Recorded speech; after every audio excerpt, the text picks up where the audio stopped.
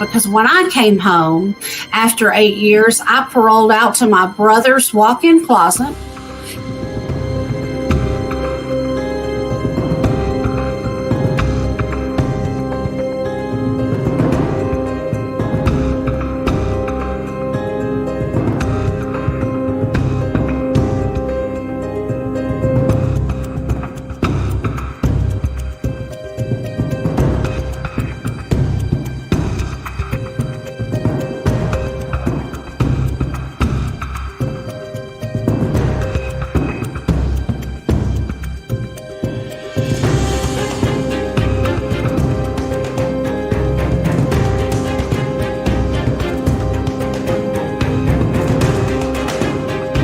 I still got 3 years of parole left.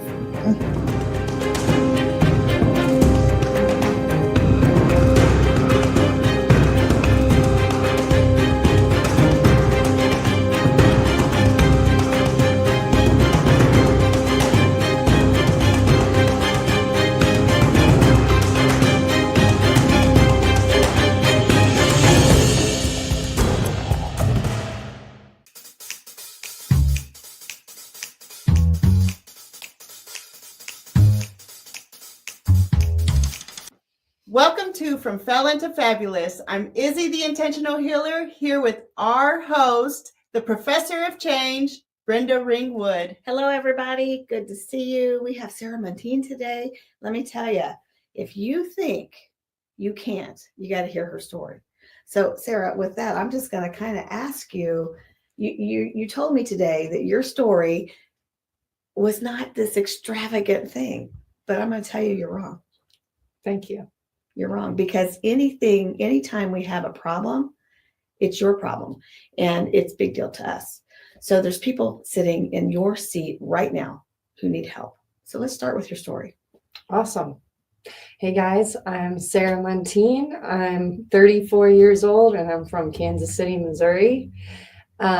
Today I am the owner and CEO of All American Construction Contractors, the founder of Gopher, and a mom of 3 rambunctious boys. Sounds like you have a busy life. I do. But you weren't always that. No, definitely not. It really blows my mind seeing my life now and wondering how I got here. So my story from felon to fabulousness is I love that. Yes. Where should I start? Let's see. Well, I was raised Catholic on the East Coast and had a great life. My dad was in professional baseball, and I always felt like a bit of a nerd and an outcast. And when I was in high school, we moved to Kansas City, and it was just shell shock. And I also went from Catholic school to public school. Oh, And that was also shell shock too. yes. Big difference. Yeah. So at 15, everybody was like mind blown that I'd never even heard of weed before.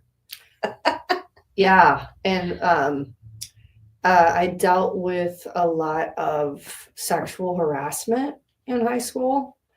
And my mother is also an alcoholic. And with all those things in combination, I turned to drugs for comfort. And I ended up running away from home at 16. And I met Prince Charming. Yes, Prince Charming. Or so you thought, right? Yes. He was 26. I was 16. Oh my goodness, that should have been a clue. Yeah. And but he was Prince Charming. So it didn't matter. Didn't matter. Mhm. In fact, there was a whole group of us that moved in with him. Oh my man, that's school. almost cult style. Yeah. So we did have a group. It was called the Family. And to get initiated into the family, you had to burn cigarettes out on your Oh my arms. goodness. So, So you did that. I did. And going to school, I just remember like the teachers' faces when they saw the cigarette burns. And It was wild. So at 16, 17, I was drinking a fifth of vodka, tequila in the morning, doing meth, ecstasy, Klonopin, lots of weed. You're lucky you're alive. Yeah, in one day. And you know, it's a good, I want to plug this in here because what you're saying is extremely powerful, especially for people that are listening to this show and follow us, you know, from Felon to Fabulous, because some people, they have a stigma and a stereotype of the type of people that fall into addiction, right? So. And you're sharing this story of someone who doesn't fit that description. And I thank you again for showing up and sharing this story, because you're going to help somebody else feel seen by sharing this part of your story, because addiction can happen to anybody. Yeah, it's In not any discriminating. family. And yes, we're here to share hope. So thank you. Thank you. There's no shame in the game. No. Transformation is a wonderful thing. So if anyone feels ashamed to tell their story, don't, because the transformation aspect of it is awesome. So that is what my life looked like. The good news is I continued going to school while doing That's all good, of because that. so many people quit. Yeah. They drop out. Yeah. Mhm.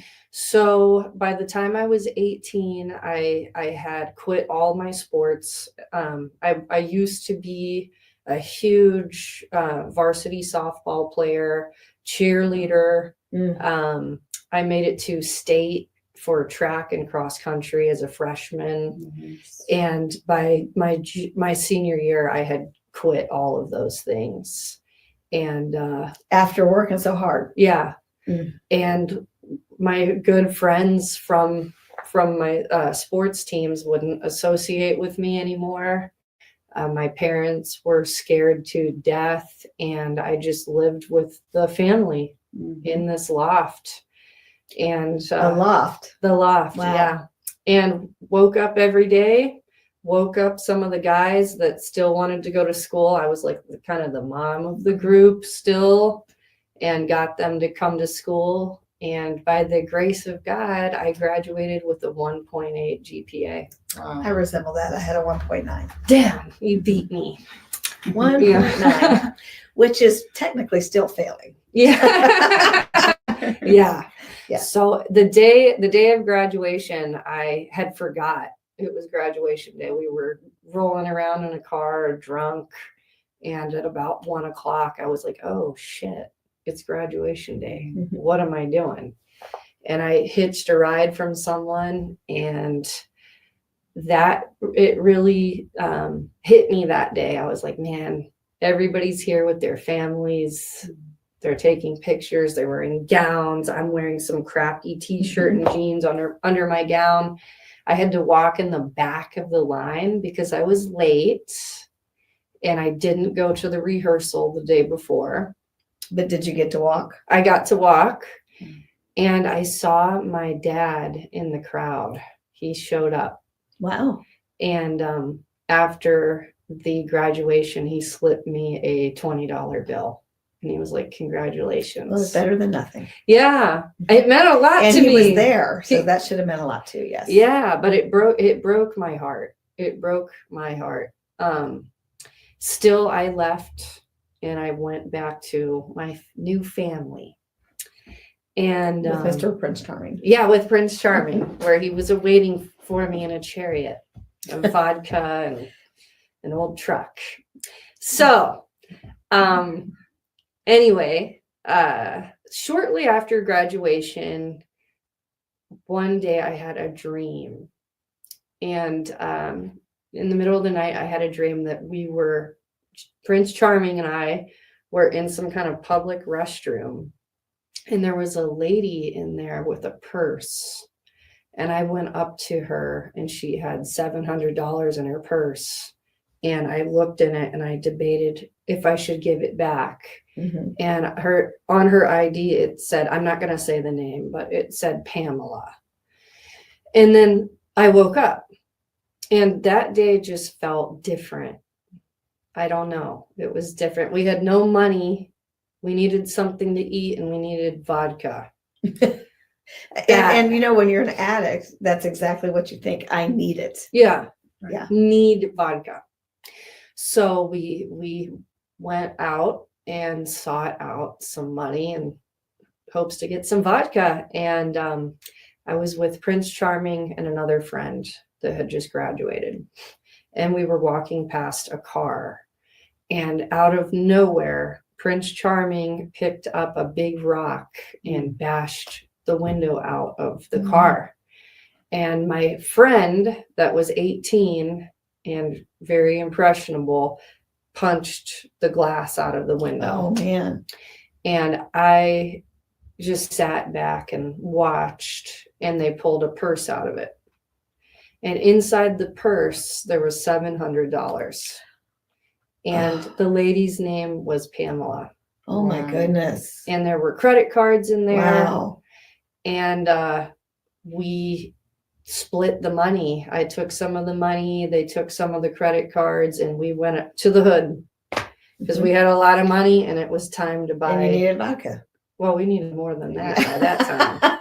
So we went to get crack and some other things, came back to town where was walking, and the cops pulled us over, and they searched us. They said that there were some subjects that stole and they were looking for them. They searched us all, and I had stuffed the money in a faraway place where no one could find it. And that was smart, right? Yeah. And they didn't find anything on me. And they found the credit cards on the two guys and arrested them. Wow. And at that time, they had us all on the ground, and it was raining and we were in public. There were people pulled over watching us. Oh, yeah. They got to see the show. Mm-hmm. It's always a show. Yep. And one of the cops put his knee on the back of my head. And, you know, at that time, I was just so shameful and insecure, but I covered it up with arrogance and pride and toughness. So I didn't like authority. I didn't like the police. I had gotten into like hundreds of fights. I was so disrespectful. It was just all a cover up. But so when the cop had his knee on my face, you know, I felt the need to show him who was boss. Oh, yeah. And not bow down to him. So he said, "Well, Miss Muntean, you're free to go. And I bet your daddy's proud of you now." And when he said that, I kicked him, turned around, tried to grab his gun, and assaulted him, and was arrested. So you went to jail. So I went to jail. That was a smart decision, huh? But hey, We all make decisions, good, bad. We all make them. You know, when you're facing addiction and living in the midst of it, you do things that you would not do if you weren't in that lifestyle. So, and I think it's important for us to remember, and it feels like you've come to that place where you know you can separate the two. You know it's not you. Some people get so engulfed in that world and become the person that they are under addiction. yeah. And they believe those lies. So again, I'm just here celebrating you and your story and Thank you. how you've done something about it. Thank And you. it was just a choice. It doesn't reflect who you really are. So, And so for those of you, maybe you're not struggling with addiction, but you're a felon because we made a choice. Like myself, I got involved with some wrong people. I made some choices that landed me in prison for 4 years, but it's not who I am. It's something I did. right. And so you have a value, you have a purpose, you have a worth. And so this young lady here struggled with addiction. She got arrested because she made wrong choices. And that probably had an impact on you. What happened next? So I ended up going to jail for assault on a law enforcement officer. They also charged me with tampering with a motor vehicle. And again, as I mentioned before, was just covered up my fear and insecurity and shame at that time with arrogance, pride, ego, and loyalty to my group. And we all made up a fake name and pinned, because they were looking at this guy for drug trafficking charges, and I went on board with it, made up a fake name, and they charged me with criminal negligence as well. Yeah, they will charge you with a ton of stuff, even if you didn't do it. They don't care. They want you to plead. They want you to tattletale. They want you to talk on somebody else. It's called proffering. Those of you that don't know that. And proffering can get you in a lot of trouble. It can get you in a lot of trouble, but they come at you because they didn't really want you. They want other people. Yeah. I mean, they want you too, but they want who you know. Yeah. And it's powerful the way they play their games. And I was pretty resentful and pissed off that I had never gotten in trouble before in my life. And I was looking at 3 Class C felonies by 18. It just didn't seem fair. When I was in jail, I met girls that punched a cop in the face and bloodied his nose and had like a misdemeanor battery. And I was like, why me? Why am I? Sometimes it's the attorney. Yeah. It's who you have. I did time with a gal who paid an undercover FBI agent to kill her husband. And she got 4 years. Damn. You just never know. Damn. That why me question though is a big that's a big question that a lot of people have when they feel they're a victim in life, right? The why me. And I feel like that's that pivotal point too. That's that question that sparks that change of why you. Yeah. Yeah. And even though we know sometimes we're guilty, right? Right. They still say why me? Yes. And you mentioned something earlier about getting stuck in the addiction and like accepting that this is now my identity, or getting stuck in the shame of it all.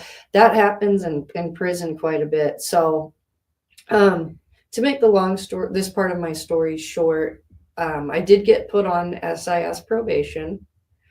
I had to do house arrest and some other things. And one of those things was stay sober. And that just was not in the cards for me. I could not do that. I bet it was tough. Yeah. But they didn't offer you rehab or offer you where to go? They did. They tried. Funny story. I walked in to meet my PO and she was like, you're Sarah Muntean? And I was like, yes. And she was like, you saved my daughter. And I was like, what? And she was like, yeah, Shelby, after senior prom, she was getting her head bashed in on a toilet, and you walked in there and grabbed her and helped her get out of that situation. Wow. So I kind of got lucky, man. She liked you. Yeah. She owed you a favor. She did. And she knew about my mom, and she tried to help me as much. She gave me a lot of chances. She sent me to rehab, outpatient rehab. I failed several UAs. And finally, after about 10 months, she was like, I can't let you off the hook. She's got a job to do. She was like, you have to go to prison. You're going to do, you have to do this. So to be honest with you, it was the strangest thing. When I was in the police car heading to county, I was thanking God. I was like, because you were getting ready to have your life changed. Yeah. And that's important. I was happy. I was like, I want out of this. This was your reason. Yeah. And sometimes we have a hard time doing it ourselves. And, I'm a firm believer with the way that our system works with addicts, that we probably should have more of a year-long mandatory live-in recovery versus those that are just 30 days that don't work. Well, it's actually 28 days. My son has been in and out of treatment. He's 25 and he's been in and out since he was 17, actually a juvenile, and 28 days insurance kicks him out, even though the program may say that they still need recovery. Oh, absolutely. But if there was a prison that was for recovery, Exactly. because you don't really have the programs in prison to stop. And there's drugs in prison. Right. I don't care what anybody says. There's drugs in prison. Some people that maybe don't have a addiction problem going to prison come out with one. Exactly. So it's there. Right. Yeah. So it sounds to me like you were ready for change though when you went in. So tell us a little bit of that experience. So another thing I struggled with all of my life is suicidal thoughts. And I think that's another reason why I was like grateful to be going, because I had been thinking that was a solution for me. I just didn't see hope. I knew I was not of myself capable of change. I had no support. Anybody that was good didn't want me around for the long term because I couldn't be trusted. So suicide was an option for me. And Did you struggle with that prior to prison? yeah, yes. So when I went, what I noticed was I kind of found myself when I was sober in there. And it turns out like I'm kind of funny. I resemble that story. Yeah. I love to dance. Mhm. I kind of brought the light into the pod for a while. I'm a damn good card player. So we're gonna have to play some spades. Yeah, for sure. I got my felons right here with Yes, me. yes. Teach me. And So bags or no bags? we could play with bags. That's fine. So anyway, yeah, it was I kind of this sounds messed up, but in county it was kind of fun. And yeah, so then I finally got shipped off to prison, and it was not as fun. It was a little bit more serious. And what I noticed was there was like this whole language and vibe, so to speak, this whole like lifestyle. It's a city. It's a self-contained city. Yeah. So everything's there. You got your post office. You got your grocery store. You got your doctors, your dentists, or so-called medical. Yeah. But it's all there. It's self-contained. But you Yeah. just can't leave. And they used words like that I had never heard before, and gay for the stay, straight at the gate, Mm-hmm. all this stuff. And I was 19 when I had got there. You were fresh meat. Fresh meat, and the ladies loved me. I'm And, sure they did. And I was in the best shape of my life after You're leaving still in that pretty jail good cell. shape. Well, thank you. Not as good as I was then, but yeah, they definitely were interested. And I didn't conform. I did not want to get sucked into the lifestyle. I think that's where a lot of people go wrong in prison. They want to fit in, so they That's the worst Acclimate. place to fit in. they acclimate, they start drinking the Kool-Aid. I remember I had some lotion, and this big gal came up to me and she was like, hey, she was trying to like lure me or sweet talk me into giving her some lotion. And I was like, take some. And everybody was like making fun of me, and they're like, she's hustling you. I was like, I don't give a shit. She can use Need some of the Use the lotion. lotion. Take Right. some of my lotion. So I have like this peace sign tattoo, and they would make fun of me and call me like a hippie. And I was like, I like peace. Maybe I am a hippie. And I kind of made it through Mhm. being like the Being your own funny, person. yeah, funny, nice, peaceful, like cheerleader type. I got 88 hours of extra duty in there for starting dance riots where everybody was like dancing and singing, and That's fun. I was just like, but the guards like, I don't know. So I just, what I did right in there was not conforming. And So you refuse to be institutionalized. yeah, because they were all like, oh, you'll be back. You're so young. There's a 90% rollback rate or It's a whatever. pretty good rate. And I saw girls come and go Yep. that got out and came back. It's real. Yep. And I was like, nah, that's not going to be me. And I made it my mission to not be that person. So I got out, And that's where the real work began.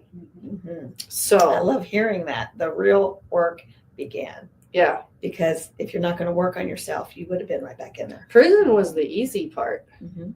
It was the easy part.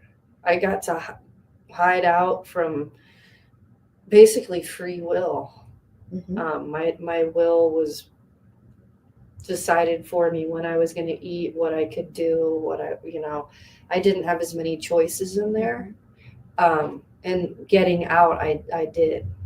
And I made the decision to go to AA. That's part of my story. Did you like it? Loved it. Actually, I hated it at first. Yeah, because you got to address that Yeah. you need to be there. Yeah. And then you're supposed to, in the program, you're supposed to go back to people that you wronged too. Right? Yeah. Ooh, Yes. I did that. Did all that. I worked all the steps, made my amends. It was incredible.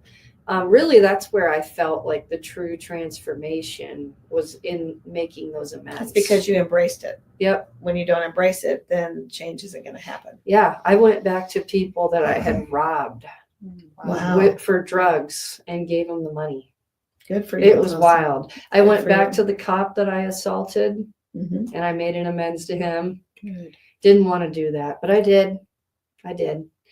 And anyway, but at first it was really tough because I had to cut all of my friends off. I was You alone, have to change your people. very alone, and I started running every day. That's meeting and running. Got a job at a hole-in-the-wall pizza shop, making $10 But you did an what you hour. needed to do. Yep. So let's fast forward. Yep. How did you get to where you are now? So I want to say after 2 or 3 years, I ended up relapsing. Many do. Yeah, Mhm. I did have. But again, relapse does not mean you don't have a value or a purpose. Yeah, I could have gone back, to be honest with you. I did have in doing the AA steps, I had like this major spiritual experience, and I did find God, and I believe that that's how I'm where I'm at today. But I did fall short. I ended up drinking again. I got pulled over drunk, and I said a prayer, and I was like, God, if you're real, get me out of this. And they recommend not saying foxhole Right. prayers, Right. but I did, and I had put a penny under my tongue, and the cop had me blowing the breathalyzer, and I'll be damned, zeros came across. So that trick works. Yeah, I guess. Well, Or the prayer. And it's not that God, right, is going to get us out of jams in that way just because we say we want it or we need it. But it was in your cards because change had already started happening, right? The only reason why you didn't fall into the trap of the prison system is because you had just come out of the trap of the family. Yeah. So you had that experience already. You went in, you knew what you were willing and not willing to accept. And then you stayed firm and you walked the walk, and relapse is a part of recovery, Yeah. and it's hard for a lot of people to understand and believe who haven't had that experience. And I'm just grateful you haven't had that experience, but it is. And it's only because you were already on that walk that God allowed you to go to that next phase, because he knew you were ready. You just, Yes. right. It's just going to take a couple more bumps, a Yeah. couple more obstacles. And it was an eye-opening experience for you because you saw what could happen again. Yeah. It was pretty scary. Yeah. So after that, Prince Charming got out of prison. Oh, he did prison too because of this stuff. Yes. He got out, contacted me, and I had a choice. Again, just like when I kicked that cop, I had a choice. He asked me to come meet him. I was sober. I was bored. I was kind of feeling monotonous. Probably a little bit. nosy, curious. Curious. And we all, I think, sometimes get fascinated with like riding life on the razor's edge. We're adrenaline junkies, maybe. Mhm. And I made the decision to go see him, and ended up staying with him for 2 years, Oh my Wow. goodness. and wound up back down in the hood. Mhm. History starts to repeat. Yeah. And then I started shooting meth. My addiction actually got worse. Mm. And man, it was bad. The things that I saw were pretty unbelievable. Well, you're obviously not an addict now. How Yeah. did you overcome that? So- because now you were probably even worse Yeah. of an addict after prison. Worse. So my parents, it was always a safe haven. I could go back to my parents' house. But during this time, my mom's addiction got really bad and they filed bankruptcy. Mhm. And it's different when you don't have a place to go home to anymore. And they No couldn't, backup. no backup. They couldn't help me anymore. I was on my own. And one day I just had enough. I was like, what am I doing? This is not the life I want to live. And I walked from Farmer and Homes in Kansas City Mhm. to Riverside. It's a good walk. Yeah. Long, long walk. Went to a meeting and asked for some help and started working the steps again. Just started over again. Was meeting my sponsor at 5 a.m. every day. Was basically homeless.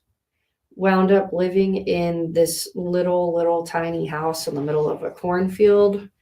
I was 4 months late on my car payment. I didn't know what I was going to do.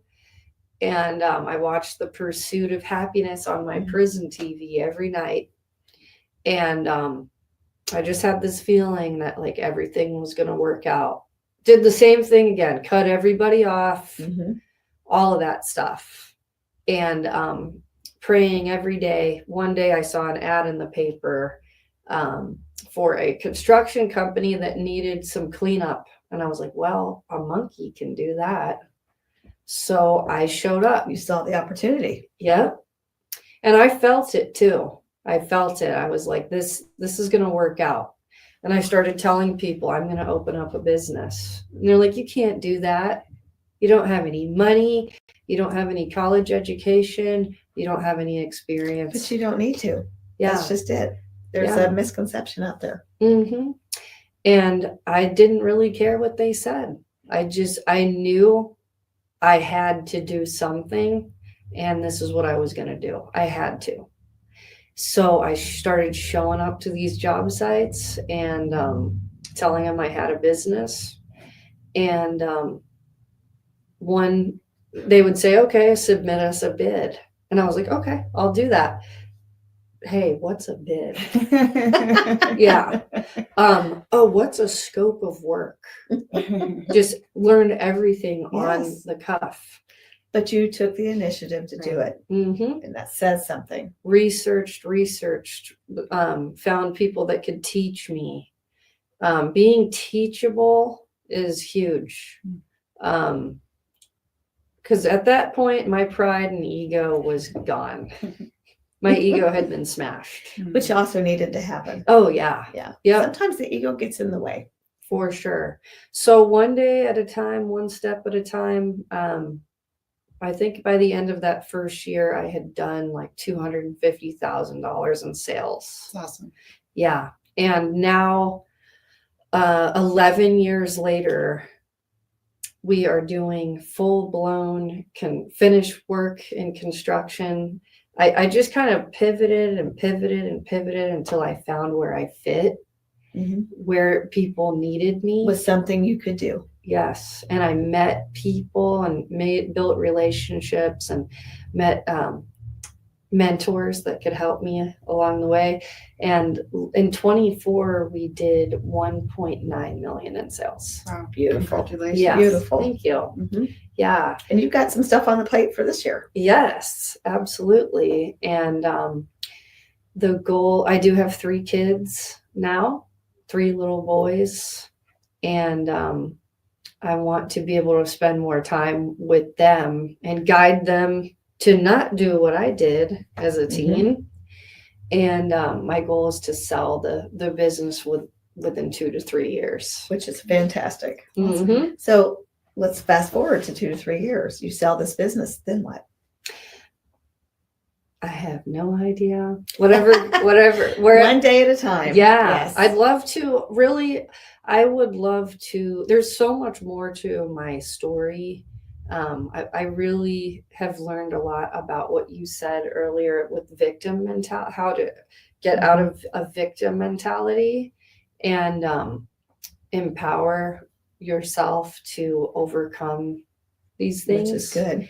And I've, empowering yourself to overcome suicide, abusive relationships, low self-esteem as a woman. I would love to help people with that. And we talked a little bit before, months ago, weeks ago. Don't even remember what it was. And you said, I asked her if money was not an option, wasn't a problem. What job would you want to do? And she said that, but you also said something else. What did I say? What about painting or some artsy thing? Oh, video, yes. photography, video. I couldn't remember exactly. Yeah. So yes. Yeah. So she's got some things on the horizon that she's already looking forward in her vision. And sometimes we get stuck and caught up in the now and the problems that we have now that we think we're not good enough. And I went through it myself when I first came out that first year. I just thought I was worthless, that I didn't have that value. Nobody's going to want what I've got. And I decided no more of that. And that's kind of where you made your decision to do no more and started cleaning. And there's nothing wrong with being a janitor. I don't care what anybody says. You do what you need to do to get by, to make it, to pay your bills and get to the next level. Yeah. And I cleaned toilets for years. Yes. I was in there with my crew on my hands and knees cleaning the floor. Which meant your crew probably respected you. Yep. Because you did it with them. And with time, I learned how to be a business owner and less of a contractor with the help of some mentors. And it wasn't an overnight thing. And you didn't give up. So many people quit. I'm sure you wanted to. We all want to quit because it's hard. It's not easy. But nothing worth having is just going to fall in your lap. It's all going to be temporary. But when you take on the challenge and you start building the thing that you want in life, that's going to last long term. And when you choose to share your story and put it out there for the world to hear, you're manifesting the people who's going to help you get to that next level. For sure. If you're watching this, if you're hearing this and you feel there's something you can help Sarah with, please reach out to her and she's going to let you know the best way to reach out to her. So how can they reach you if they want to talk? Somebody was in that situation because you said, I want to help people. Sure. Maybe find me on Facebook. Okay. Send me a message on And Facebook. she's got a weird spelling. How do you spell that last name? Muntean. Sarah, Sarah Muntean. Yeah. And for all the people who don't have Facebook, do you have a YouTube, Instagram, website? I love TikTok. I don't know how long we're going to have TikTok around, For but a long time. yeah. Val Smart Lock that's another business of mine. I have a TikTok page, but Instagram, let's see, my email. Do you have a LinkedIn? I do have a LinkedIn. Perfect. Yes, LinkedIn And as well. we'll attach it all onto this recording so everyone can reach out to you easier, because that's how we go change the world, right? Our goal is to turn everybody fabulous, not just the felons, but the felons are going to help us to turn the world fabulous. It's just a title. But I'm also a mother, a grandmother, an aunt, a daughter, a spiritual. I go in and teach in churches. So if you want to call me a teacher or a trainer, speaker, leader. So those are just titles. But some of them are who I am, but not all of them are who I am. But we tend to get labeled and titled and things. And it's okay as long as you don't let it change you. Just let it roll off. Create your new title. Because I got a new title. You got a new title. You know, we've all created the life that we choose to live, and you can too. Yeah. Absolutely. Yeah, when I was in prison and on the streets, it kind of dawned on me that we all had the same thing in common, and we just want to be like loved. Yes. And sometimes people do crazy things in order to feel loved, accepted, escape anger, hurt, pain. Mhm. And one time, You said the word escape. escape. That's huge. Yeah. We don't mean escaping from prison. Yeah. But right. But somebody gave me a piece of advice along this road, and I was like, I just want somebody to come into my life and save me from all this crap. I'm so tired. I'm so tired of But struggling. you did have that happen. Yeah, and he was this gay guy, Jesse, and Jesse looked at me and he goes, "Well, honey, you better put that armor on yourself, There you go. because that's who's going to save you." Right. And yeah, and I did. And that, I think, is an important thing for us to know as recovering addicts, felons. I called myself hurts. a recovering felon the other day. Yeah, a recovering felon. Like, it's hard. It's hard to make it out here, to jump through all the hoops. It's hard to change. It's hard enough without the felon tag. Yeah. So Right. it's harder when you have that, because you have just taken options off the table. Yeah. But you can do it. And you may have to spend some time alone. There may be times where you're like, what am I doing? Like, how is this going to work? There's so many hoops that I have to jump through. How am I going to make it through this? Right. But you can do it. And I don't want to give people the facade that it's easy. It was not easy. It's still not easy. But man, like I've shared before, I had low self-esteem, ego, pride, all these things. And today, Sometimes the ego and the pride, we have that manifests in us to hide the fact that we have low self-esteem. yeah. But today I can look in the mirror and I can be like, you are a superstar. Yes. And I Good for I you. like who I am. Yes, I it's do. beautiful. But I earned that Mhm. by making hard decisions, making good decisions, doing things that, And look what you're building for your boys. yeah. You Look what you're earn it, building. you earned it, and you're choosing to maintain it, because it takes a daily maintenance, right? A daily declaration, a daily choosing to show up as this new way of existing. So congratulations. I'm very Yes, proud of you. absolutely. So we are out of time. Thank you, Sarah. I Thank you. appreciate you coming. She drove all the way to Leavenworth from Kansas City. It's not that far. But, some people look at it as a challenge, but she said yes to the call. She said yes when her name got called. And I talk a lot about that. What are you doing when your name gets called? Are you not answering? Are you making excuses? Or are you doing something about it? So my challenge to you is to say yes when your name is called and to do it. So watch us for more. Edit that one out. So stay tuned for more episodes of From Felon to Fabulous, Tuesday nights at 6:30 on E360 TV. You can watch it anytime you want. Get out there and spread the word, because felons are fabulous. Yes. Thanks for watching.